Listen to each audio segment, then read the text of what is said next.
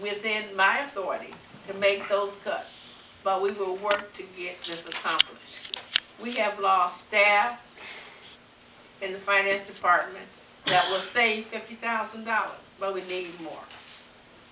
And he also, it says Mayor Norton, Finance Director Johnson. Council President, what you think the reality of maybe you can't answer this, but I need to ask you this, of cutting 500 to 600,000 for this year? How do you view that from your perspective? The finance director said he don't know how he's going to do it. So as the chair of the finance committee, I don't know how he's going to do it either. You got the police, you got the a fire department saying what they need, and he's saying what you need. So what we're going to do is deal with the finance director, and the finance director is going to deal with the mayor. Since the mayor is not dealing with the council and giving us what we need. I am not one of those presidents that say, oh, the mayor didn't give me this, the mayor didn't give me that. I'm letting his finance director, who is our numbers man, who deals with the appropriations that is given to us, say, Mayor, you need to give us the appropriations so that we can move forward and do a recovery plan. If you don't do a recovery plan, we are in trouble. Does that answer your question? Yes, it does. Okay.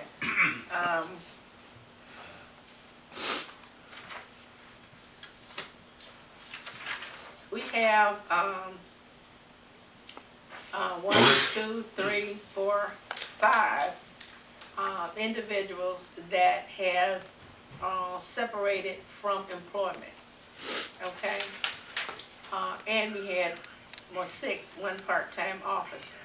That equates out to 239,370.12. Those are the names of the people. These are the names of the people. I'm going to pass it down to Mr. Can I make a comment? Yes.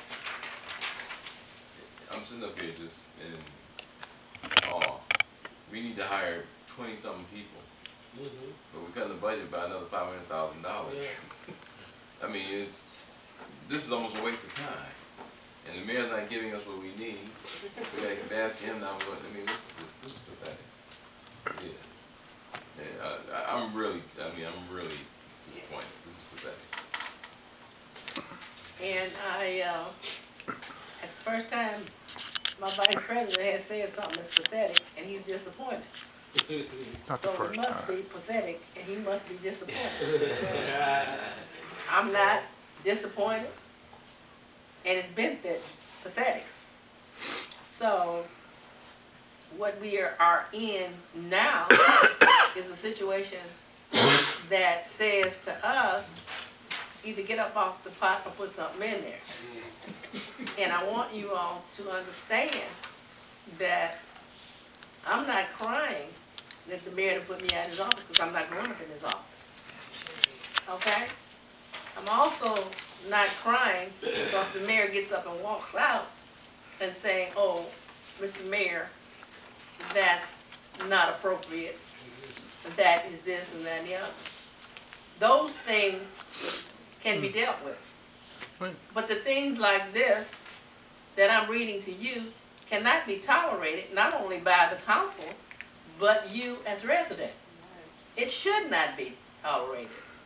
And the most things that you all are talking about here is not the monies, but the potholes. And again, we're supposed to be getting 2 salt trucks next week. I'm told that my money hasn't been pulled down. Ms. Clerk, am I correct? Yes. Mr. Leach didn't have them draw the funds down that we want. Okay. So, if I don't have the funds taken down, and placed where it's supposed to be placed, you won't get no salt trouble. And I've been praying, but I'm under the blood. So whatever happens, I'm gonna be protected. Okay? So, this here is what we got to be doing tonight in another meeting is taking care of the new resolution. The new resolution is based on amending so that, let me get all these papers together. It's the one's flipped upside down. Yep. You talking about the That's the thing you caught. The city would have. temporary appropriations? Yeah, Okay. yeah, she wouldn't have caught that, the city would have Right. shut down, but it was for Right. 2 months, but they messed So it we up. need to have go to a special council meeting? Yeah, we're gonna Right do after that. this. They're gonna do this. Right. So, and, in my, meeting, there's no place for unfortunately, sir, there's no place for the residents. But I will allow, just, it doesn't matter. I will allow 2 individuals to come up to the podium and speak. And Mr. O'Malley, please. Indigent review, as well as other meetings, should be a Would I place for do the that? public to speak Yeah. on whatever is taking place in the city, because you want to hear. Well, anybody that how it wants affects to, the people. since Yeah. it wants to speak, come on. Anybody? Go ahead, Let me- Mr. Williams. And Going Mr. back to the first, I guess, committee meeting, and I understand as a minimum man, and I'm also equally cognizant of a study that was done in the police department when we had 40 to 50,000 people. Now we have 17 or whatever, now if we have that many. 30. We have streets doesn't have any houses on them, and we have certain streets only 1 or 2 houses, it's at the least. So we don't have the people that we have, and I cannot fathom why we need all these policemen. That's totally eating away the budget. Now, he said he had 29 officers and 1 chief, so that's 30 people. Now, during the study, they said we only needed 40. So they're going by what's in the ordinance, says 72 police officers. We don't need 72 police officers. And so that's where I stand on that part. And so that's what I told the Wheeler. Pardon me, Mr. O'Malley, let the record reflect that Councilman Mansell Baker has arrived and is part of this committee.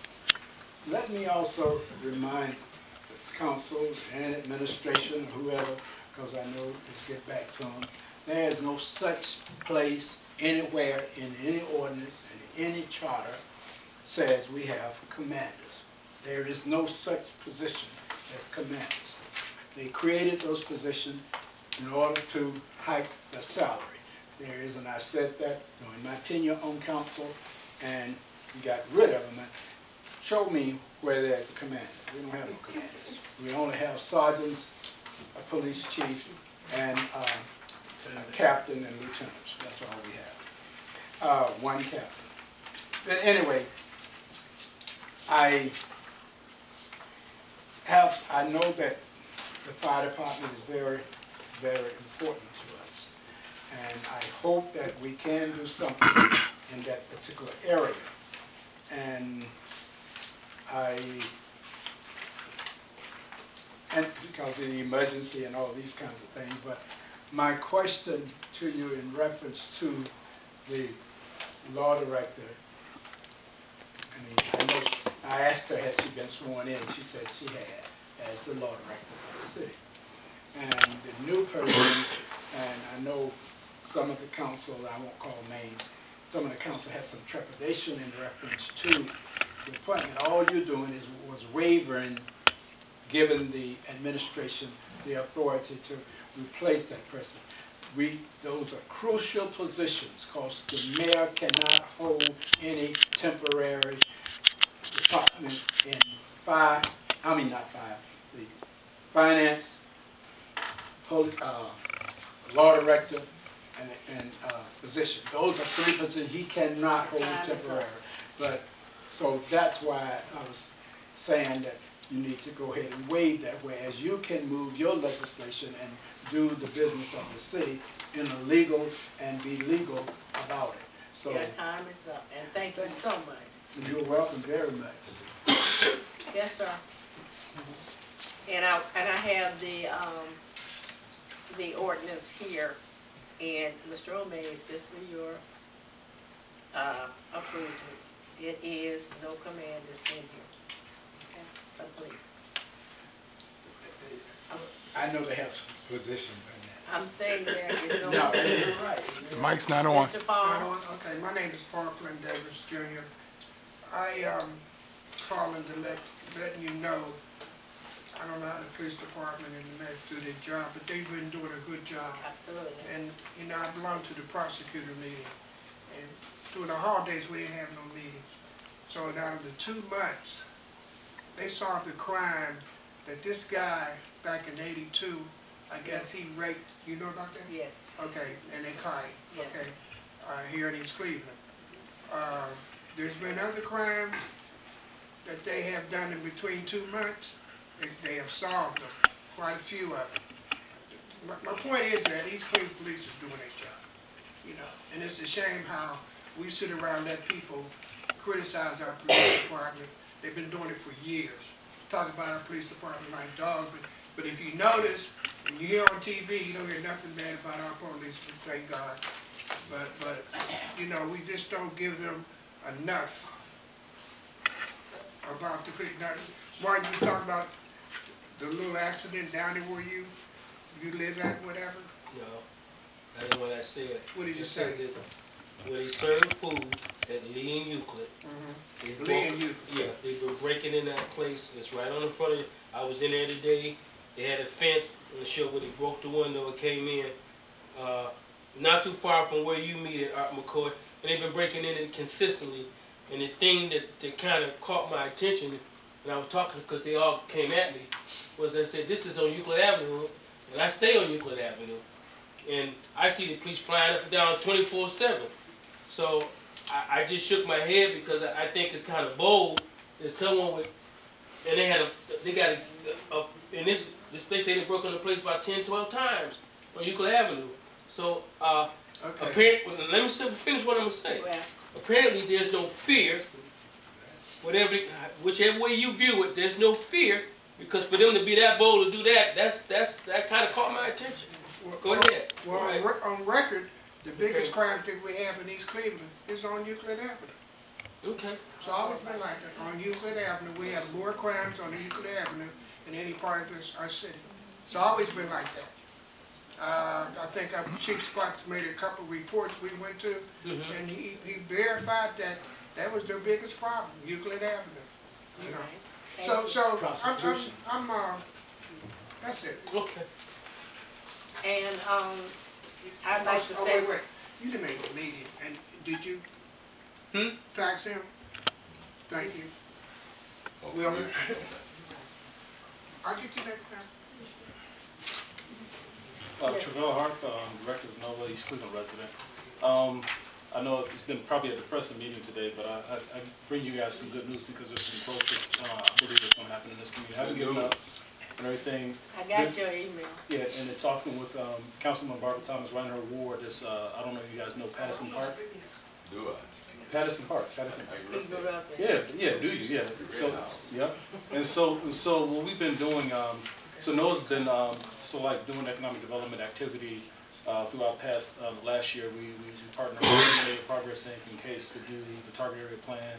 We're implementing the second phase of that now. But we're also beginning to reimagine our community and everything. So Patterson Park has been sort of neglected for a while. I would imagine it's because of the resources of the city and everything. And so I was able to garner a partnership with Kent State Architectural and Landscape Design Collaborative. Yeah, this is just sort of like what's that? So anyway, what they're going to do is they're going to actually we're going to have a series of brainstorming sessions with community right there in Barbara Thomas's ward, Mount Nebo Missionary Baptist Church. And what they're going to do, they're going to take our input and generate a virtual rendering of what that park can be. And then what we're going to do is we're going to take all that input and everything, we're going to give it to an architect so they can actually do the real drawings for that. And I'm ambitious enough to think that we can raise money in order to actually redo that whole park and have services there for our youth and programming and security and that kind of thing, so our community, our families and the community can have a safe place to go and have recreation. So I just wanted to make sure that council knew about that and everything, and so that's the good news. And I also have more flyers for residents if you guys want to participate. Here's some, because you sent me mine on my computer. Dr. Patricia And Boholiak. Ms. Boholiak, I never discriminate against anybody. Okay? Let's keep it real. Okay, just that talk about having only 2 of us, just didn't. That's for the sake of time. Okay, I didn't have to do it. thank you. I'm most grateful. I wanted to comment on 2 things. One is that I would like to request that all council members deal appropriately with the women in the room, and instead of addressing people by their first name, especially employees, that we always use title and last name, and that personal comments are never acceptable. So that's the one thing. The other issue is the more important one, which is relating to the fire and EMS. And if I had to pick one service that the city could provide, I would do without council, I would do without a mayor, before I would do without fire and EMS. And we were presented with a situation where the fire and EMS could save us considerable money by simply putting a bunch of people on call and not even necessarily paying them anything other than just when they were hired to work. And I would like to request that council reconsider their decision to put the fire and EMS on hold because it's very clear cut. The police thing, I understand there's some question as to what the financial implications are and what the needs are, and there are questions in people's minds. The fire and EMS is very straightforward, very clear cut, and I would like to request that council reconsider that and pass that tonight. Save us considerable money. Thank you. Good evening, President, Council, and other council members. My name is Gloria Allen, homeowner at 1187 Melbourne Road. I have two things. One is good, and one is it's just for me personally. I put in, I think in September, and I don't know if we had grant money for homeowners. You know, that's not part of the general fund or anything. It's just grant money just for people that need help in their homes. So I want to see if that's anything on that, and I can get a call from anybody, you know, just to see what's going on with that. Okay, so I want to know if I can just get my case to be reopened. I mean, you can't do anything in the winter time, you know, so I want to see what's going on. Mr. Leach down at Community Development, and they do have, matter of fact, Councilman Martin stressed that we put in the planned emergency repairs. Okay. Okay. Then another thing is, you know, Windermere Church is closed last year, and I was the coordinator for the 14 programs in there, and one of them was the taxes, and I think I just got one. And if anybody needs to do their taxes, I'm retired and I still need to do taxes because I have a home. I have the phone number here, 302-4683, and that's free IRS. We do volunteer work at the library, and that's on Wednesdays. We started yesterday, Wednesdays 10 to 3, and Saturdays 10 to 3. Give us that number again, Ms. Allen. 302-4683. You know that's free as well to all the emergencies. Thanks. And you all right too? Like you got a cold, This was gonna make you feel better. Well, you remember you used to do mine, remember you used to do my taxes? I'm telling you, I'm gonna do it. Yes, Miss Wheeler? Hi, Tammy Wheeler. The mic's not on. Oh, God, I keep forgetting. Look. I want to elaborate on that policeman, about the police and what they're doing. I haven't had to call them in a little while. But when we talk about Euclid, we got a lot of problems on Hayden, I'm sure you all are aware of. They actually destroyed the back wall of Ace. Yep. I have a friend that works there, and he showed me the pictures on his phone. It's the damage that was done. It was amazing how they had took that whole back wall out. And speaking of the police, now, I ride East Cleveland a lot, coming in and out even late at night.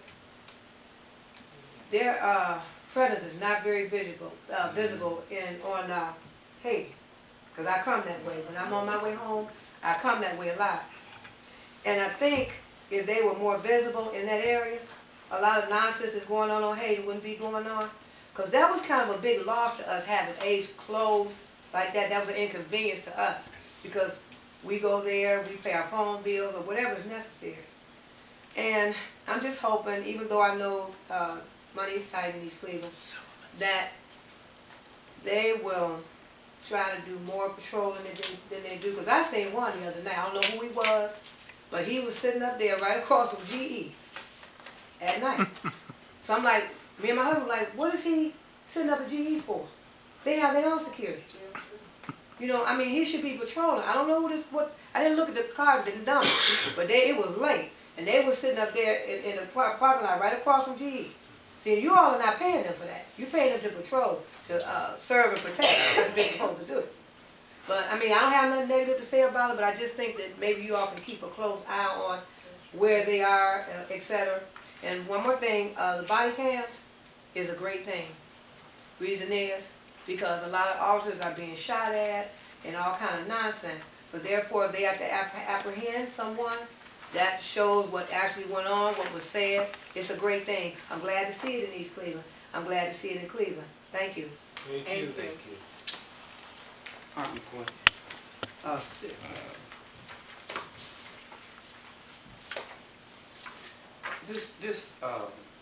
As I sit and look at the situation here, I think that Vice President Wheeler said it best when he said a reality check. I don't see how this council can really operate in a reality check when, in fact, for all practical purposes, the mayor has really gave up on this city. So I don't really, I hear everything you all are saying, but it's so clear to me, and I think it's finally got clear to Brother Wheeler, as dedicated as he is, that the mayor has really gave up on this city. And so I don't know how the council deal with the business of the city, with the fact that in reality the mayor has gave up on the city. Thank you. Is there that it for the residents? I think just because, and I'm going to just say this and then I'm going to close, just because the mayor has given up on the city, that don't mean we can give up on the city. There's a time and a place to rise up and do the things that you have to do. And Mr. McCoy, you know when that time is. And I know when that time is. We have marched for many years, up and down the streets, for everybody's cause. Now, we're marching for our cause. That's right. And I'll never give up on my city. The mayor maybe came here for a little while, but I've been here a long while. And I've been here, and I intend to stay. And regardless of what, the police, the this, the that, all these different entities are talked about and different things are said, I'm rooted to East Cleveland. And that's where I will be fighting. Yes. And because I sit here and I don't jump up and down and hoop and holler and tell the mayor, you're an idiot, you're this, you're that, that makes for him to continue to do those things. And he's continuing to do those things because the things that he is doing is by design. And when the expectation of East Cleveland to fall is by design. Yes. Yeah. When the library was supposed to go to somewhere else, that was by design. But we got out, and we got together, and we have our library under our venue. The post office was not ours to keep. The post office belonged to the government, and they were leasing that building. Why should they lease their building? Was their mindset when they can go to their building where they don't have to pay no rent up in Severance. Now what we could have done, we could have been out here trying to do more for Silverman because he had threatened to leave before. And when you're talking about how bold things are, anytime that you can take a big unit off the top of a building and walk away with it, that's bold. Sure is. So, and that has happened to several of the buildings around here. And not only that, people, we are being robbed by our own people. Black on black crime. And that is one of the things that you are continually striving to eliminate. Black on black crime. So I'm going to say that I'm here to stay, and until such time as I leave this place voluntarily or involuntarily, I will be sitting in East Cleveland trying to convince people that this is the best place to be. Me too. Moving right along, if there's no other business for this, we'll move now to the next meeting,